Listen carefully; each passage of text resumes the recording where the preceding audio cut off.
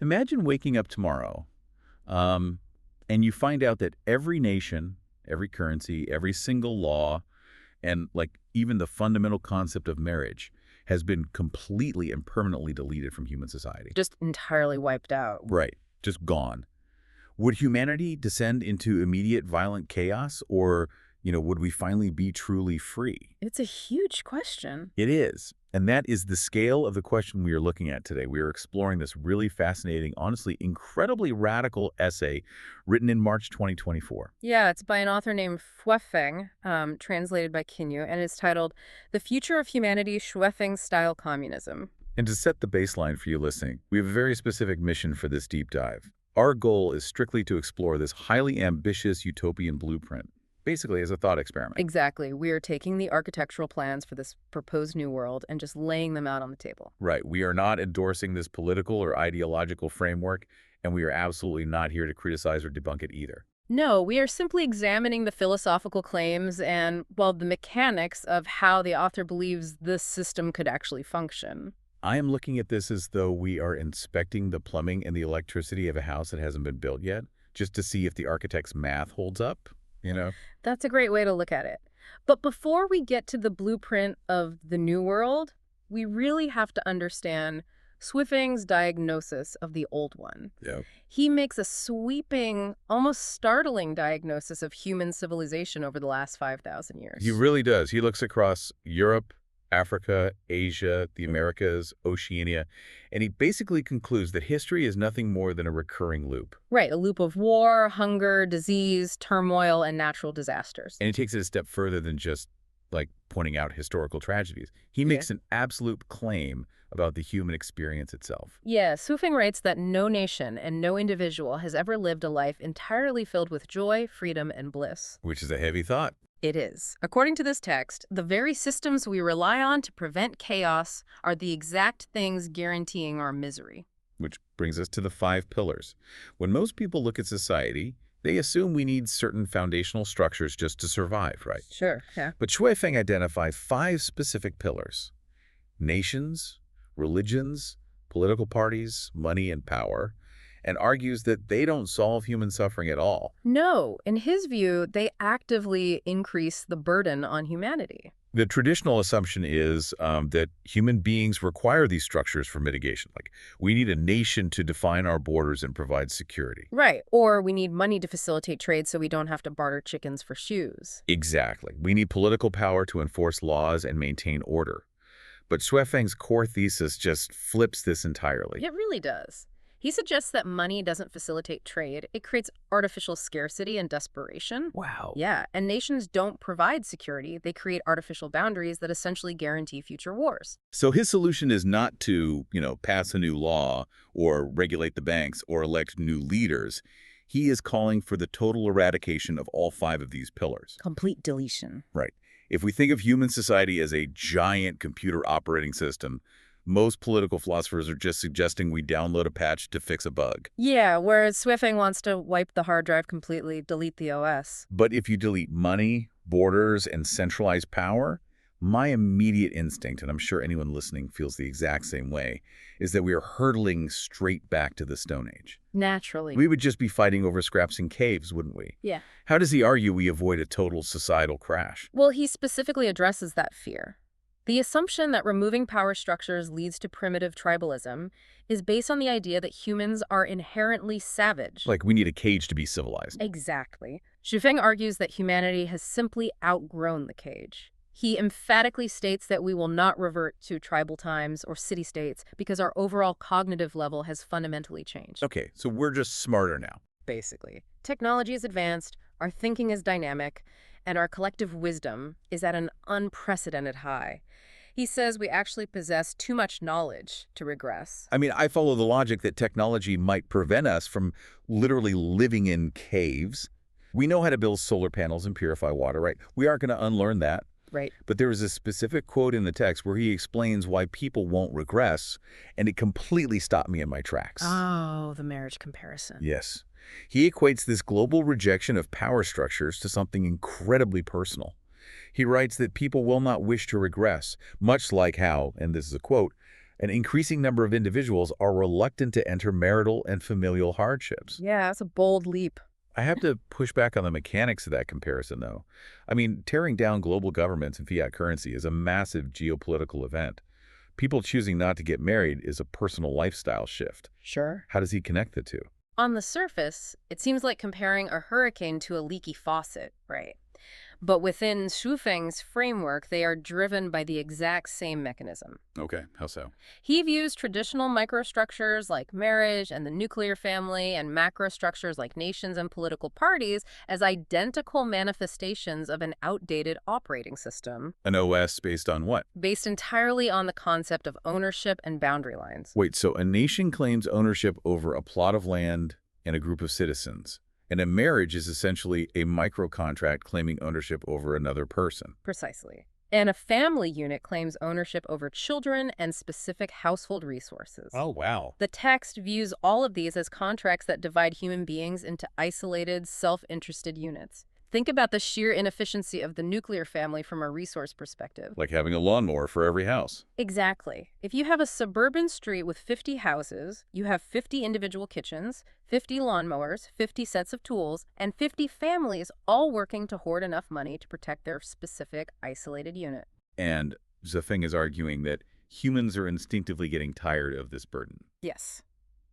By pointing out that people are increasingly reluctant to take on marital and familial hardships, he is highlighting a subconscious rebellion against the concept of ownership itself. He is just scaling that rejection up to the global level. That actually makes the leap make a lot more sense. He is saying the exhaustion you feel trying to maintain a household is the exact same exhaustion the world feels trying to maintain global borders. Exactly. It is the fatigue of constant maintenance and protection. So let's look at the day-to-day reality of what happens when you stop maintaining it. Mm. If we dismantle the state, meaning no nations or laws, and we dismantle the home, meaning no marriage or isolated families, what does a Tuesday look like in this new world? This brings us to what the text calls the Lifechanyuan era.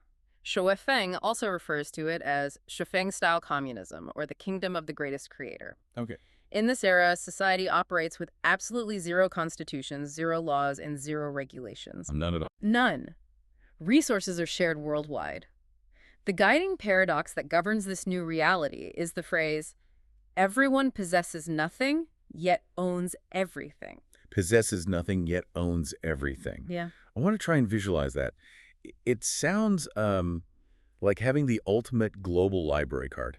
That's a good way to put it. Yeah, like if you go to a public library, you don't possess the books. You don't have to dust them. You don't have to build shelves for them. You don't have to buy insurance to protect them from a fire. Right, zero burden of ownership. Exactly.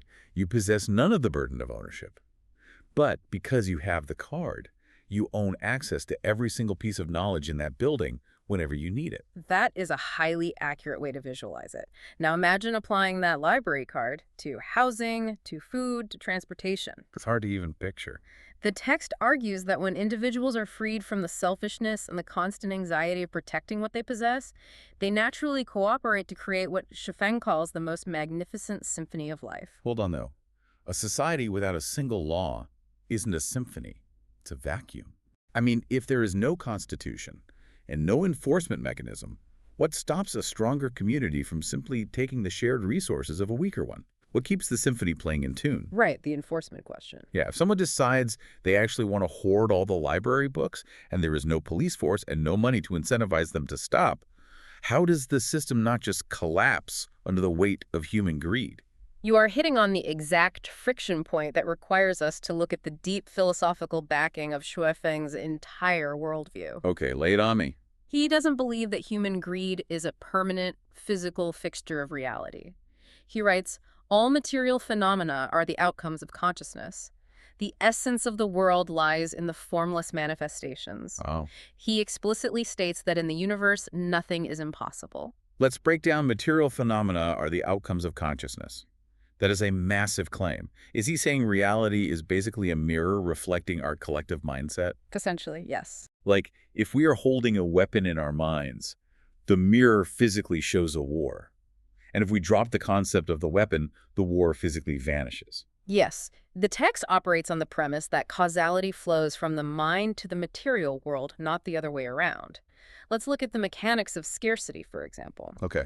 We currently believe that there isn't enough food, so we create laws to regulate who gets to eat, and we invent money to buy the food. Right, that's our current system. But Zhufeng argues the inverse. He says our collective consciousness is rooted in fear and selfishness, and that fear manifests the material reality of hoarding, artificial scarcity, and starvation. So the laws are just reactions to the fear. Exactly. Our current laws are just crude band-aids trying to manage a fundamentally flawed, fearful consciousness. So if you fix the consciousness at the root, the physical reality changes. The material resources, the sharing of food, the lack of crime, naturally fall into place because the desire to hoard has been deleted from the human mind. Yes. You don't need laws against stealing if the concept of theft no longer makes sense to the human brain. Exactly the logic. The symphony stays in tune because the musicians themselves have been fundamentally internally transformed. External conductors, meaning laws and police, are just no longer necessary. Which brings us to the monumental catch of this entire blueprint. The big one. Yeah, if you are listening to this, you might be thinking, this sounds like an abstract philosophy debate for a late-night college dorm room, you know.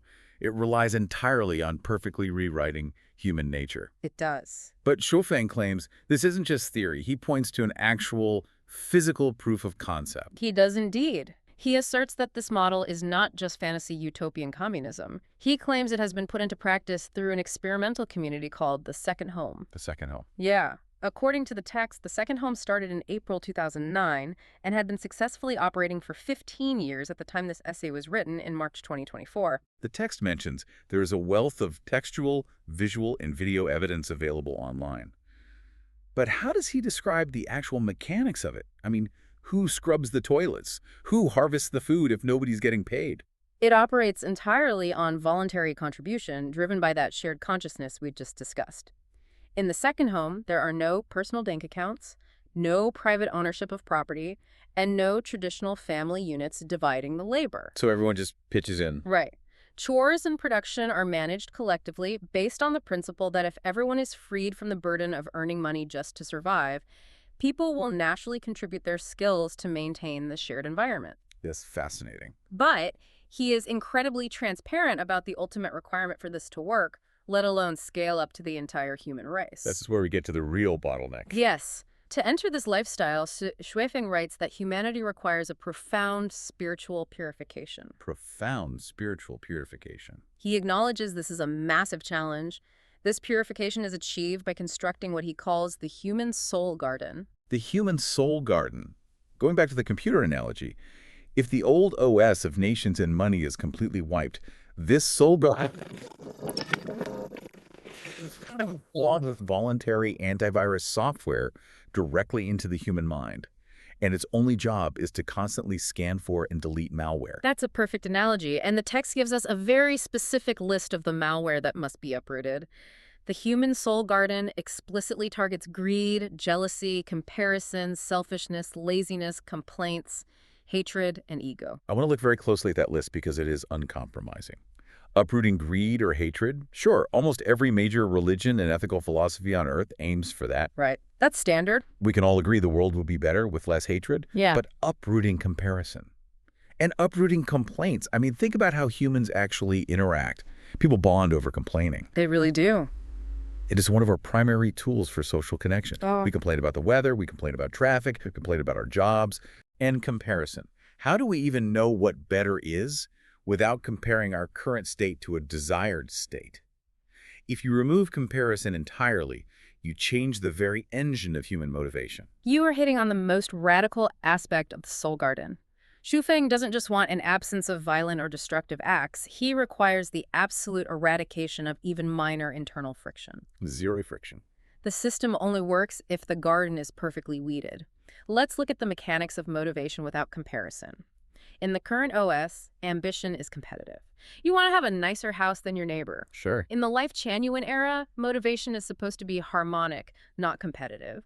Like the symphony analogy, the flute player isn't trying to play louder or better than the violinist. They are motivated entirely by contributing to the collective sound. Comparison creates discord. But try to imagine what a single day in your life would look like without a single thought of comparison. It's tough. You wake up and you don't look at social media and feel a twinge of envy that someone is on a better vacation. You don't get frustrated that someone else's line at the grocery store is moving faster. Yeah. You don't complain about a minor inconvenience. No ego whatsoever. Right. Asking humans to stop complaining feels like asking them to stop breathing. It requires a total psychological rewrite. And that is why the text points to the second home experiment as absolutely necessary proof. Because it's so extreme. Exactly. If you're going to suggest eliminating all laws, all police, and all boundaries, it would be suicidal without evidence that humans can actually rewire their motivations this thoroughly. The text admits that this spiritual purification is the ultimate challenge for the future of humanity. It all rests on whether or not the soul garden can truly be cultivated. Man, we have covered an incredibly vast, almost dizzying scale of ideas today. To recap the sheer magnitude of Sui Feng's vision, he's proposing a permanent deletion of the 5 pillars of human suffering: nations, religions, political parties, money, and power. All gone. He argues we must also abandon traditional micro-contracts of ownership, meaning marriage and the nuclear family. In their place, he envisions the Lifechanyuan era, a purely value-driven global community with zero laws, operating on the paradox that everyone possesses nothing but owns everything. And the entire foundation of this borderless, lawless society rests on the human soul garden, the successful, complete spiritual purification of all negative traits, including everyday human behaviors like complaining and comparison. Which is just wild to think about. Yeah, and this is all driven by the philosophical certainty that material reality is directly manifested by our collective consciousness. And he points to the 15-year ongoing experiment of the second home as proof that this isn't just a fantasy, but a functional, mechanical reality. As we stated at the top, the value of this deep dive isn't to convince you to adopt Shuifeng-style communism, nor is it to tear the blueprint apart. No, the real value is in the friction these ideas create against our everyday assumptions. Blueprints like this force you to act as an auditor of your own life. It acts as a mirror, making you deeply question which of the stresses and burdens you carry every single day are genuinely natural to the human condition, and which ones are entirely manufactured by systems we've simply accepted as normal for the last 5,000 years. That's a great point. If you find yourself exhausted by the demands of money and ownership, this text offers a radical explanation for why you feel that way. It definitely changes how you look at the tangled wires of society.